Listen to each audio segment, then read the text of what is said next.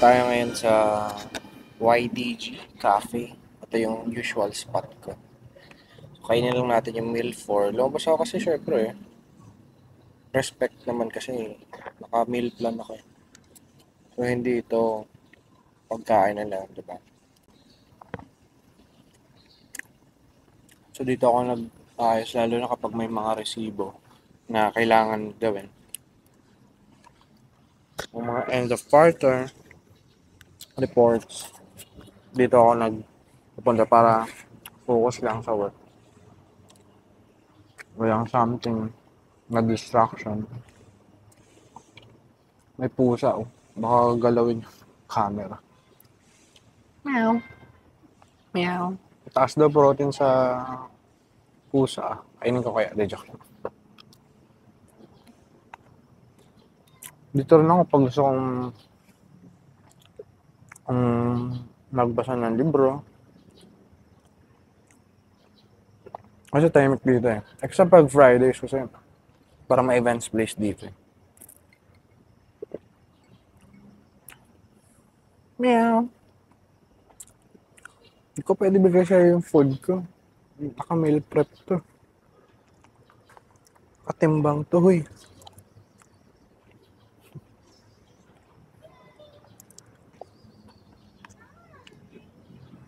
Kinuha na yung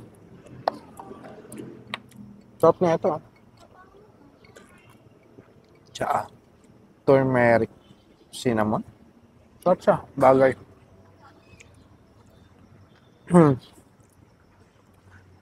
So, kapag nandito ako, lagi lang naman iced Americano with 2 Splenda.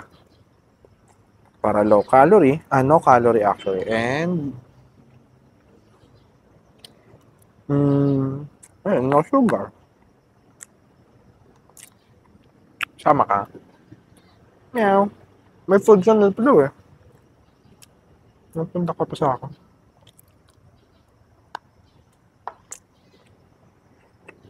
Kasi para sa akin kung may gusto kang tapusin na bagay, kailangan mo mag-focus. Kasi kung may distraction, di ba? Edi, kumbaga yung tinatawag na priming your environment. Inaayos mo yung environment mo para ma-achieve mo yung goal mo. You want this? No. Kain natin siya kamote. Ito. Ano? Bulag. Ayun. Nakain niya yung kamote. Sorry, hindi ko pwede bigay sa yung chicken ko. Priority proteins.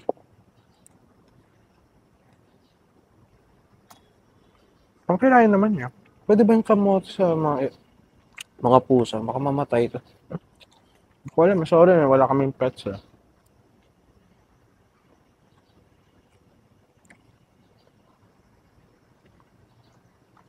May magbabasa ako.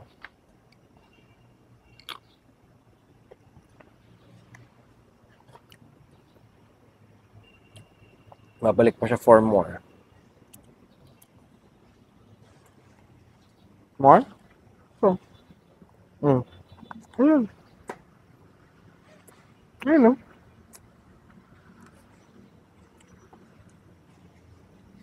Ayun no? Come on. Let's go on. Here.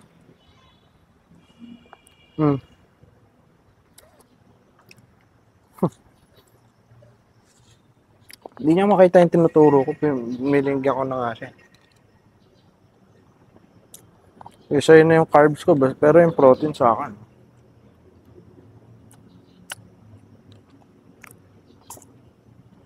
Here.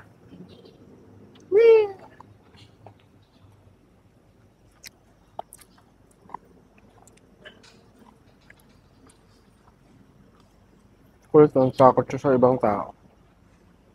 Tago agad ah. Kawawa naman. Here.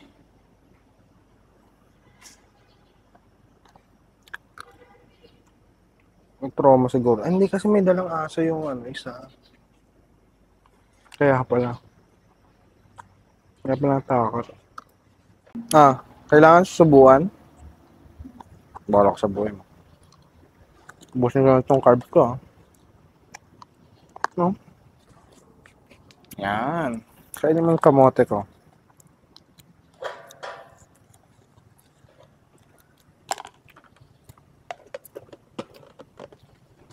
So, yung naman, parang yun ata yung may-ari.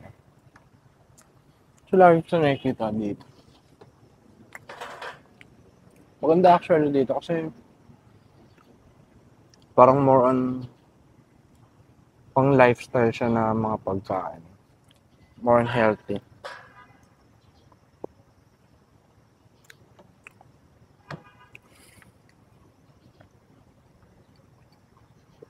Yan na. Hindi na ako titigilan na ito. So, no? Yun, no? Hindi pa inubos yun, no? Ano, gusto laging bago? Baka ano mo to, Ito, Come here. Ito, Look. Last na yan, Ubusin mo yan. Ito, Ito. Go.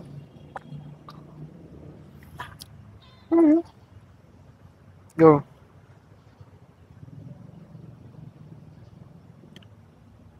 Gusto mo sumama sa vlog, no? Hindi ko alam kasi ano yung mga dapat na parts na pwedeng hawakan at huwag hawakan. Mamaya, kalimutin ako. Don't bite the hands of the one who feeds you.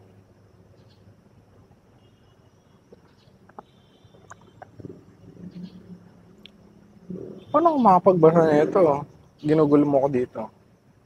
So yun nga, hindi ako nakapag-cardio kanina kasi may nauna na. Hindi ko alam gaano katagal pa siya dun. Actually, yun yung kahapon na naghihintay na matapos ako. So, medyo late kasi si coach kanina. So, naunahan ako nung taong yun. Hindi ko na rin hinintay kasi yung kasunod. Meron, di ba, nagte-treadmill siya. Tapos meron pa ulit nasa bike na parang nag-aabang din na matapos siya. So,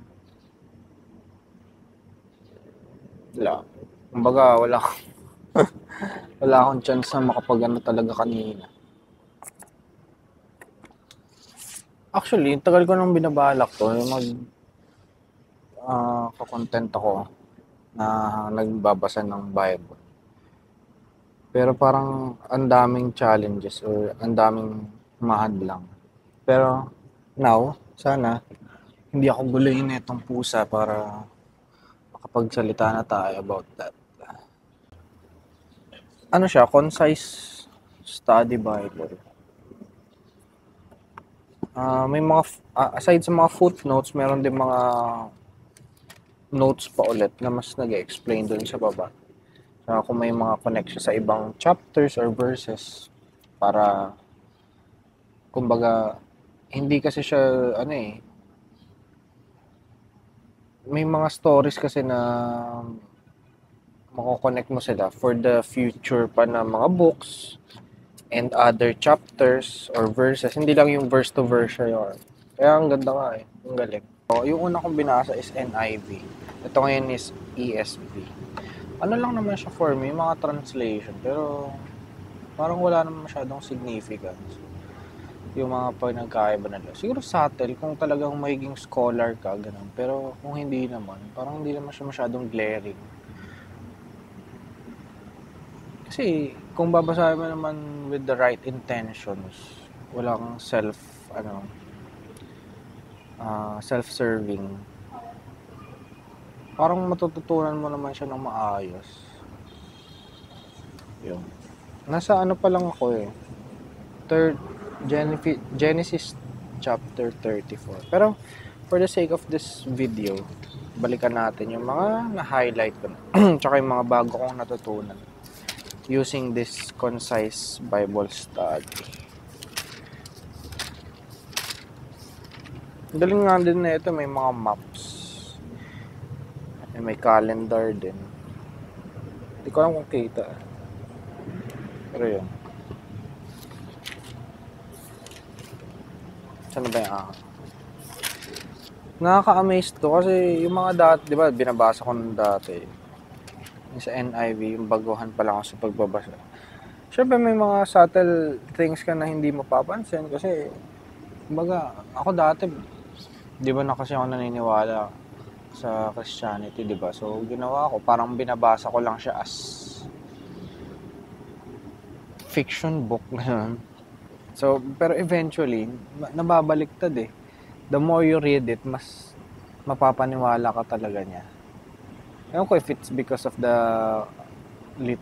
literacy or talagang there's something with this book, di ba? There's so much comfort eh. Hanapin natin yung mga notes. Ayan, sa Genesis chapter 3, verse 8, nakalagay dito. And they heard the sound of the Lord God walking in the garden in the cool of the day. And the man and his wife hid themselves from the presence of the Lord God among the trees of the garden. So, ito ang na-pick up ko dito, napawawa ko. Wala siyang wala siyang footnote or something about that. Pero ako, ang na-pick up ko lang dito, sabi ko, walking. Wow. Kasi alam naman natin God the Father is spirit. So, formless siya.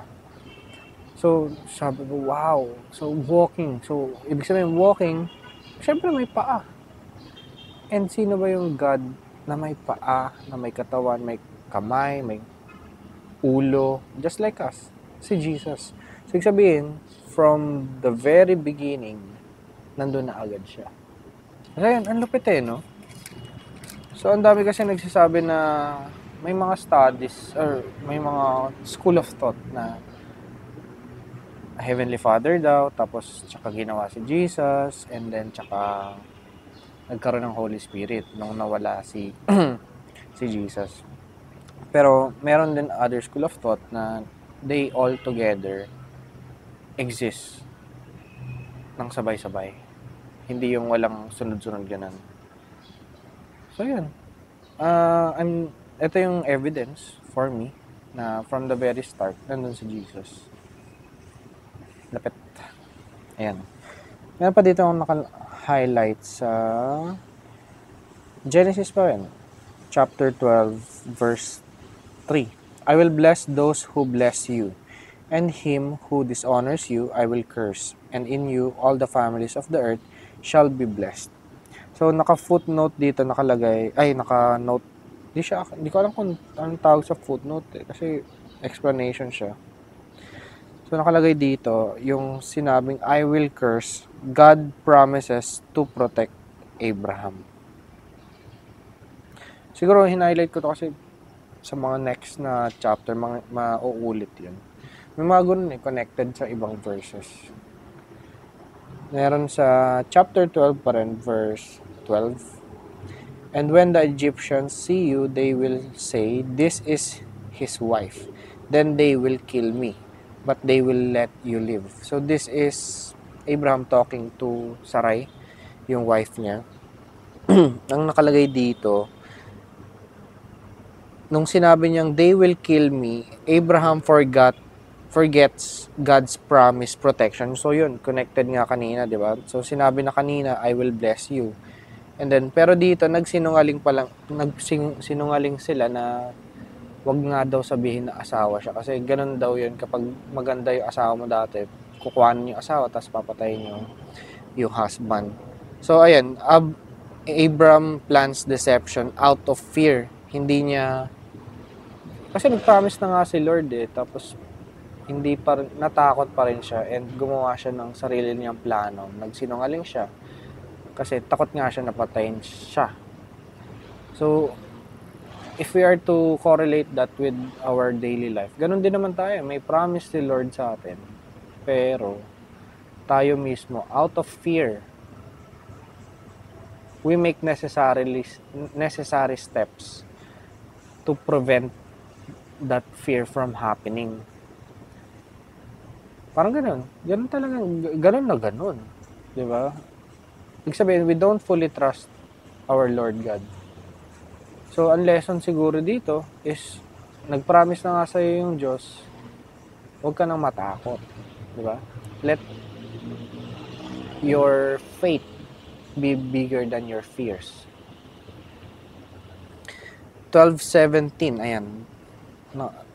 But the Lord afflicted Pharaoh and his house with great plagues because of Sarai, Abraham's wife. Nakalagay kasi dito, as promised dun sa kanina, di ba? Kapag may balak na manakit sa'yo, I will also curse, di ba? Yun yung protection ni God kay Abraham at Sarai. Saan tayo? Chapter 16 verse 2. Nakalagay, go into my servant, it may be that I shall obtain children by her. So nakalagay dito, go to my servant. Sarai's solution requires no faith in God. Kasi 'di ba ayaw atang hindi magkaanak si Sarai kay Abram. So gumawa na naman siya ng plano. Parang inoffer niya yung servant niya na doon na lang makipag-sex si Abram para magkaroon ng anak. Yan. Verse 16, Abram was 86 years old when Hagar bore Ishmael to Abram. Hindi ko alam bakit ko siya hina-highlight. Siguro connecting sa ibang verses. Verse 18, and Abram said to God, oh, that Ishmael might live before you. God said, no, but Sarah your wife shall bear you a son, and you shall call his name Isaac. Ayan, ang explanation dito, God does not renegotiate his promises. So yun nga, pinramis na nga sa'yo. So hindi siya mag-a-adjust para sa'yo. And he will keep his promises because God is faithful. So Sarah laughed to herself, saying, after I am worn out and my Lord is old, shall I have pleasure? The Lord said to Abram, why did Sarah laugh and say, shall I indeed bear a child, not now that I am old? Ang nakalagay dito, why did Sarah laugh? God knows Sarah's inner thoughts. Her doubts do not affect God's decision. So, kasi 'di ba, laugh to herself pero alam ni Lord yung mga doubts natin sa sarili natin, 'di ba?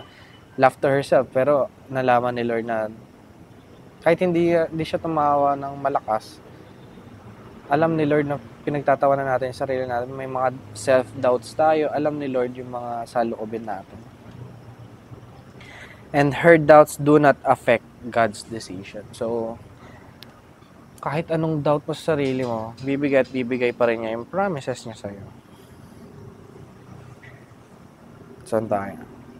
Sa 23. And the Lord said, if I find that Sodom 50 righteous in the city, I will spare the whole planet for their sake. Then he said, oh, let not the Lord be angry, and I will speak again, but this once. Suppose 10 are found there. He answered, for the sake of 10, I will not destroy it. Ito yung sabi, di ba, dapat 50 righteous daw. Pero sabi, what if 40 lang? Then I will not destroy it, sabi ni Lord. Paano kung 30 lang? Then I will not destroy it. Hanggang sa umabot sila doon sa 10. So, sabihin dito, for the sake of 10, I will not destroy it. God is just, so He will not sweep away the righteous with the wicked. Diba? Hindi ka ipapahamak ni Lord kung ikaw ay righteous. Diba? Pero going back, ang naisip ko dito, diba, hindi nga nakipag-renegotiate si Lord.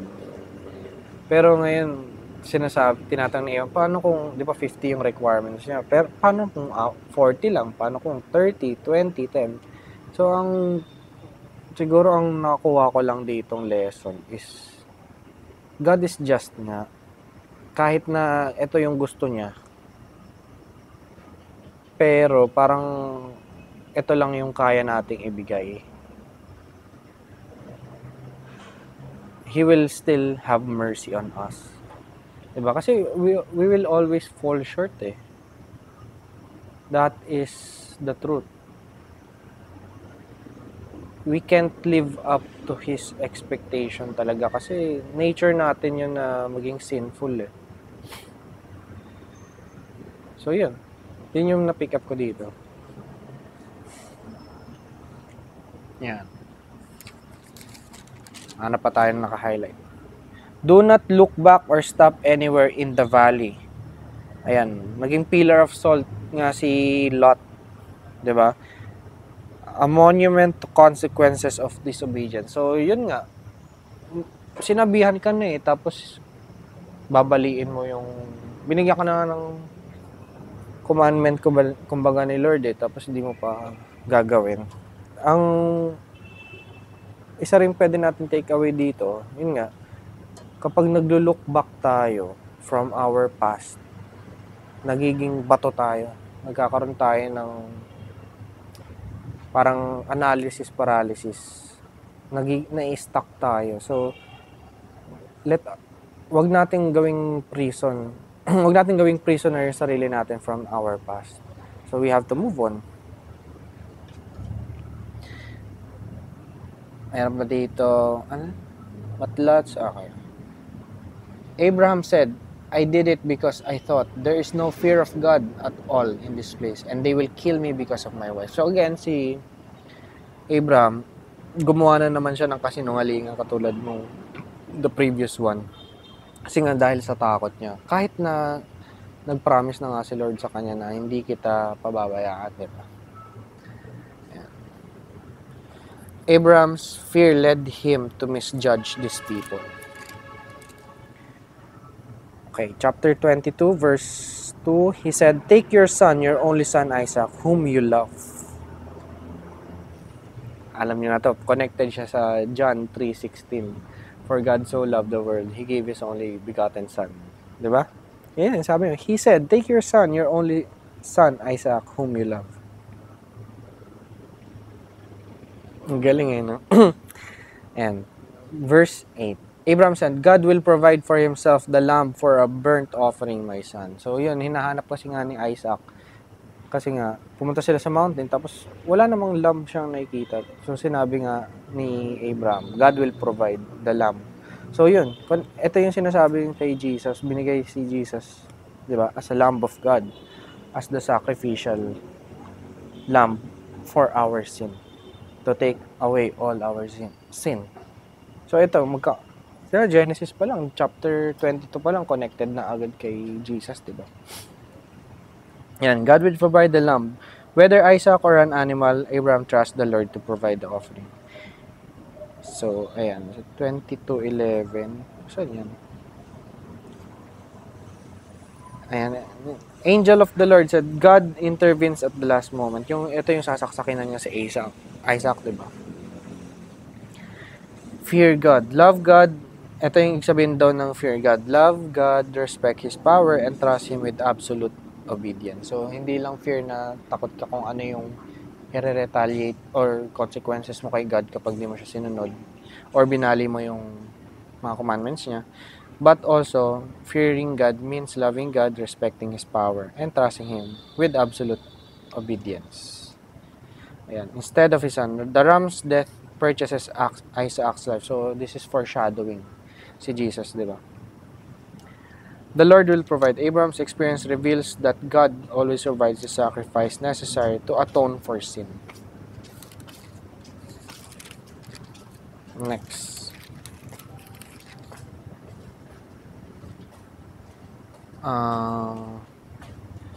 The one shall be stronger than the other shall serve the younger. So this is about the birth of Esau and Jacob. So connected siya sa mga next na mangyayari. Kasi ito na yung, hindi pa pinapanganak, di ba? Sinabi na ni Lord itong mangyayari. Before Jacob's birth, God declares that there will be one to bear the covenant promises.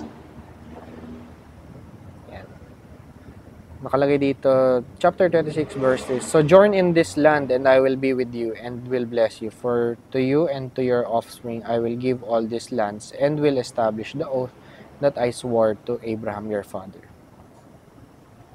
Saan yun makalagay dito? Hindi. Feeling ko connected sa iba yan. So, yan. Next, when the men of the place asked him about his wife, he said, "She is my sister." So, katulad kay Abraham, di ba?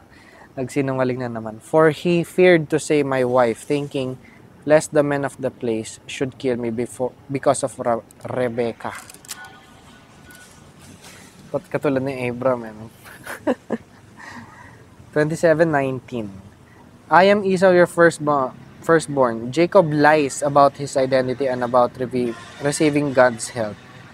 Rebecca and Jacob do not trust God to keep his word. God makes good come out of their deception, but their actions are wrong. Ito yung ibe-bless na nga ni Isaac si Esau. Pero habang nasa labas si Esau, binulungan ni Rebecca, mother ni ano to? Tatawa sa kanila ni Jacob. So, imbes na ma-bless si Jacob, imbes na ma-bless si Esau, napunta kay Jacob. Yan. Having deceived his father about being the firstborn son, Jacob has been deceived into marrying Laban's firstborn daughter. So, karma, di ba? Napagsinungalingan din siya. Kasi ito dapat yung gusto nga pakasalan ni Jacob. Nakalimutan ko yung pangalan eh. Gusto pakasalan ni Jacob yung pangalawa ata o bunso. Pero pinagsinungalingan siya ni Laban. Yung napangasawa niya is yung panganay. Kasi yun daw yung custom. Then God remembered Rachel, and God listened to her and opened her womb. She conceived and bore a son and said, God has taken away my reproach. And she called his name Joseph, saying, may the Lord add to me another son. Yan. God remembered Rachel, acted to help her. See note 8:1. Opened her womb, taken away my reproach. The fact that her sister had children and she had not. Katulad nung nangyari kay di ba? Promise din kay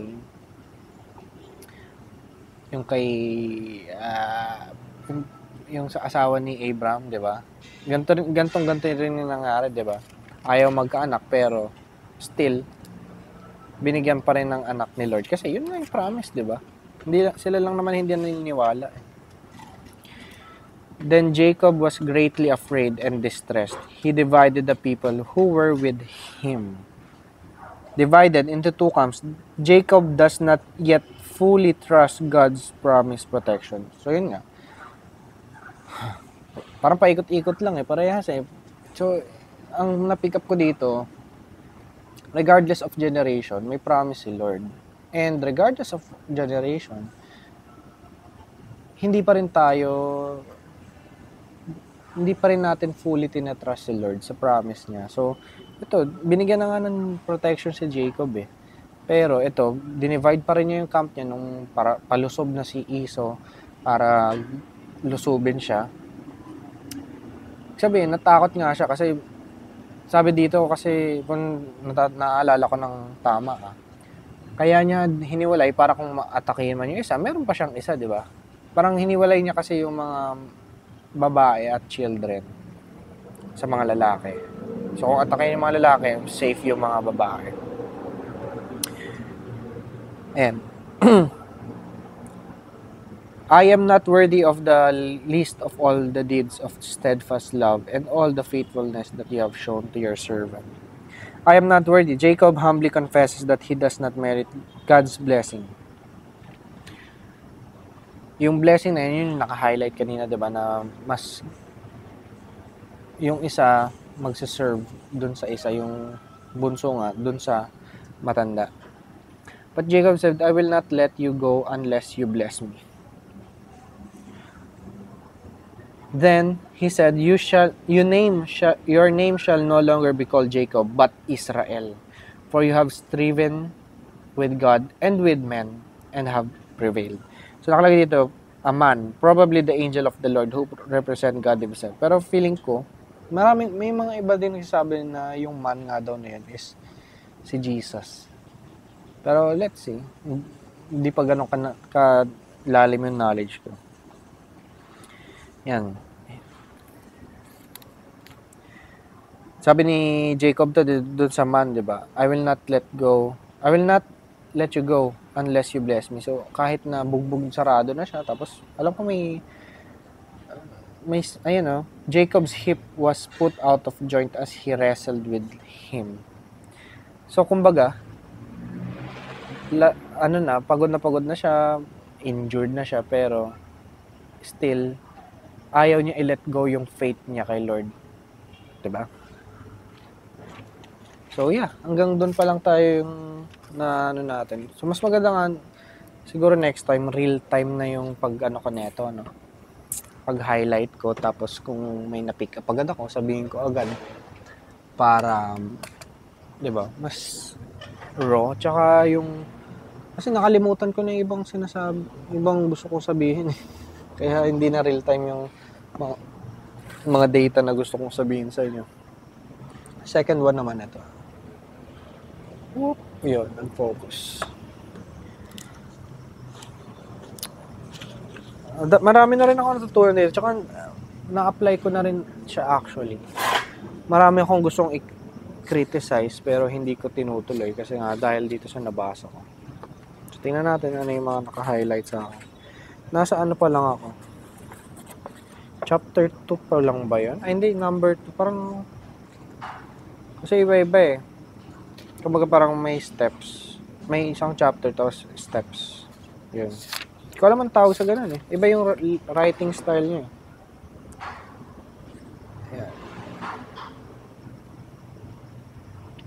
Ayan. Only knowledge that is used sticks in your mind. So yun nga. Kaya nga 'di ba sabi ko, kailangan i-apply pa rin. Kasi once na binasa mo lang, tapos di mo in-apply, wala, makakalimutan mo talaga yan. Ayan, nakalagay dito, by criticizing, we do not make lasting changes and often incur resentment. Ayun, kaya hindi na ako masyadong nag-criticize. Kung mali ka, okay, na-affect mo ko, okay, sige, bahala ka na sa buhay mo. He asked if the hats were uncomfortable. Ayan. Kasi meron dito, iniba nga daw niya yung approach niya. Meron kasi mga empleyado siya na hindi sumusunod sa kanya, lagi niya sinisita. Ngayon, ginawa niya, iniba niya yung approach niya. Mas tinanong niya kung kamusta, ganun. Or ano yung what could be done better. Kasi yun, nagbago na yung nung pakikitungo, nung mas pinakita niyang nagki-care siya, di ba? Hirap na malabo yung mata, hindi ko nakikita kung nakafocus pa ba sa akin, hindi. Sana hindi masyadong green. Gabi na yan. There you are. Human nature in action. Wrongdoers blaming everybody but themselves. Yeah, totoo to. Ayaw talagang tumanggap ng mga tao ng pagkakamali nila. Most of the time, kapag in-criticize nila, mas i-justify pa nila. Diba? Let's realize that the person we are going to correct and condemn will probably justify himself or herself and condemn us in return. So, yun nga. Nagbagandang loob ka lang naman na itama siya, pero ginastify pa rin niya sarili niya, tapos kakasamaan ka pa niya ng loob. So, diba? Kaya huwag na lang. And anyhow, it is water under the bridge now. If I send this letter, it will relieve my feelings, but it will make me try to justify himself.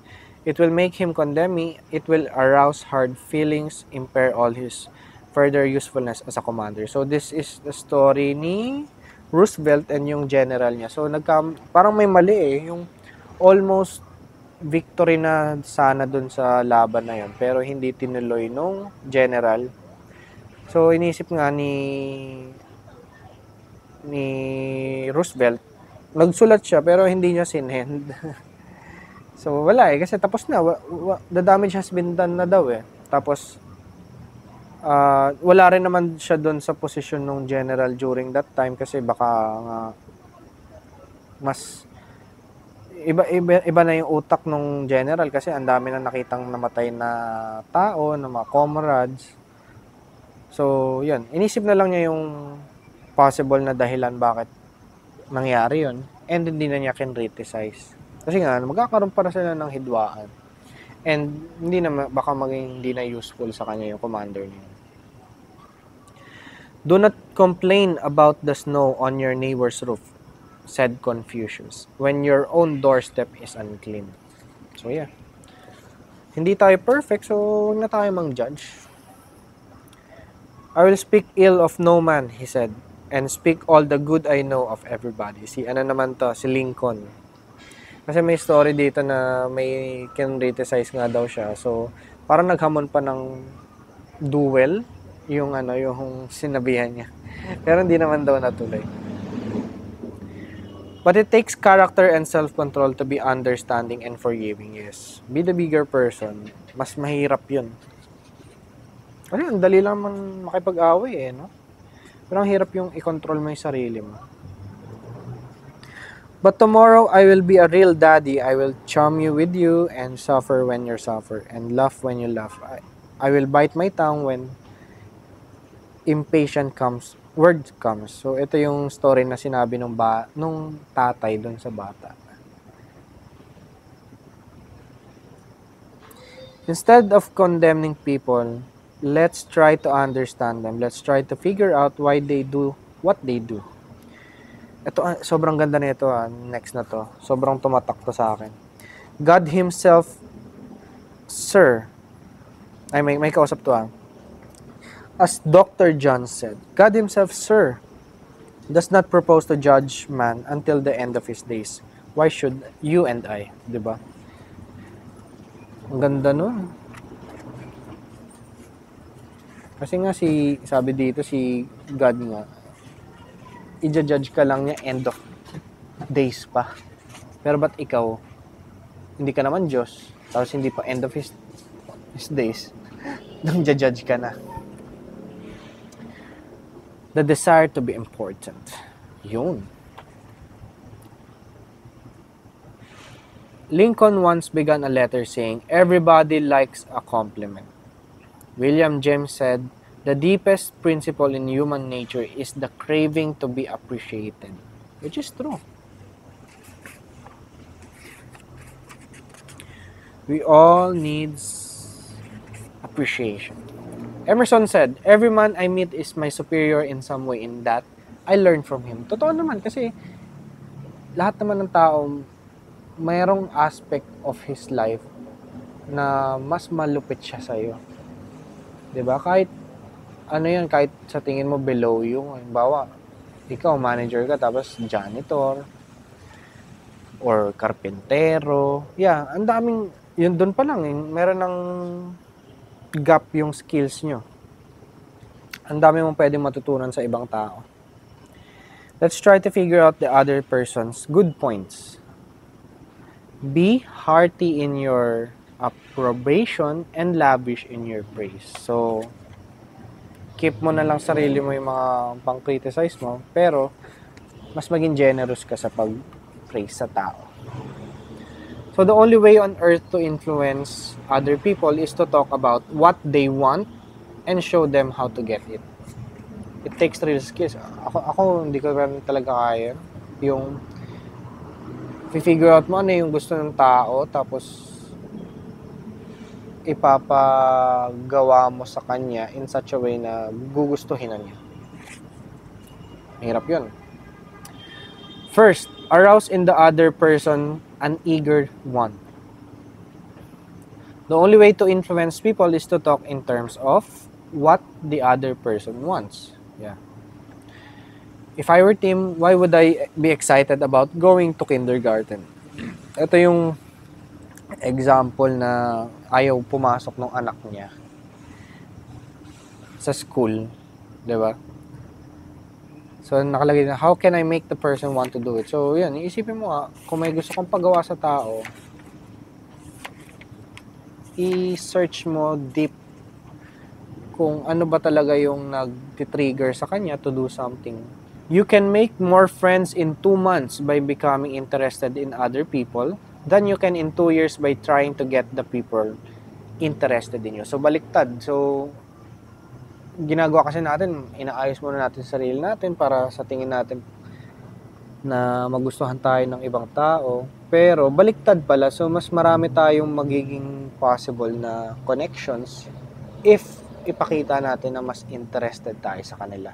People are not interested in you. That's correct. They are interested in themselves. Kaya dapat, katulad nga dito sa content creation, ang main goal mo is either to entertain them or to educate them. So, always think kung paano ka makakapag-add ng value sa tao kapag nagko-content creation ka. It's not all about sa sarili mo. Siguro kung finalo ka nila dahil yung content mo is puro POV mo or puro day in the life, siguro somehow interested sila sa'yo, pero naka-add ka ng value in terms of they resonate with you. So, yung nakikita nilang ginagawa mo, gusto nilang maging ganong tao. So, they learn from you every day kung ano yung ginagawa mo para maging someday, maging katulad ka nila. It is the individual who is not interested in his fellow men who has the greatest difficulties in life. Kung puro sarili mo lang yung interest mo, di ba? Pang sariling interest. Mas mahirap yung buhay na gano'n. Promise. You'll constantly scheming, plotting, para magustuhan ka nila, pero mas madali na ikaw na lang yung mag-appreciate ng mga tao. Di ba? Ma-attract mo rin naman yung mga taong makakapag-appreciate nung ginagawa mo. You have to be interested in people if you want to be a successful writer of stories. I am grateful because these people come to see me. They make it possible for me to make my living in a very agreeable way. I am going to give them the very best I possibly can. Ito yung sinabi nung performer. Sinasabi niya sa sarili niya daw yung before the performance. Hindi, kasi di ba, baka iniisip nyo, kung ikaw ay performer, sasabihin mo, sana magustuhan nila ako, sana magustuhan. Hindi, siya, baliktad siya. Mas iniisip niya na, I will do my best for them. Di ba? I will give them the best. They deserve the best. And ayun nga, love your audience. So, I love you guys. Mga nanonood dyan. By having a sustained interest in other people, he created a new life for himself at a time. Galing. Ano pa ba? If you want to make friends, let's greet people with animation enthusiasm. So, hindi lang, hello, hi, good morning. So, we need to be expressive. Hello, good morning. Pero, hindi ako maging hipokrita. Ito, hirap na hirap ako gawin. Suplado ako eh. Ang hirap. Ako lang, good morning. Puro ganun lang ako eh. Sana, I'm a work in progress, guys. I'm not perfect, Lord. Only the Lord is perfect. A show of interest must be sincere. It must pay off not only for the person showing the interest, but for the person receiving the attention. So, hindi lang bola. So, yun. Tapos na natin. The other one is Quran. So, wala pa ako masyadong nag-resonate dito. Yun lang yun. Pero, hindi ko naman siya i-judge agad kasi wala pa ako sa kalahati or 1/4. Meron ako dito nilagay. Hinighlightan ko kasi parang medyo parang strong siya sa akin. Kalagay, those are the ones who have bought the life of this world in exchange for the hereafter. So the punishment will not be lightened for them, nor they will be aided.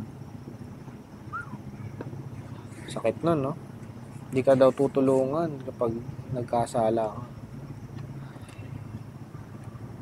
Pero iba sa Christianity eh. Sabi yung, hindi naman okay, pero it is given na mag-fall short ka nga. Magkakasala ka pa rin, hindi ka magiging perfect as long as you're living in your human body. So kung kahit gaano ka man ka-sinner, as long as you believe that Jesus is the truth, the way, the truth, and the life, you will have eternal salvation. So yun, marami pa tayong hindi alam guys. So we're a work in progress. And let's just absorb what we can absorb. Be a sponge nga daw, di ba? So yun, sana may natutunan kayo today. Thank you for watching. See you tomorrow, Shoulders Day.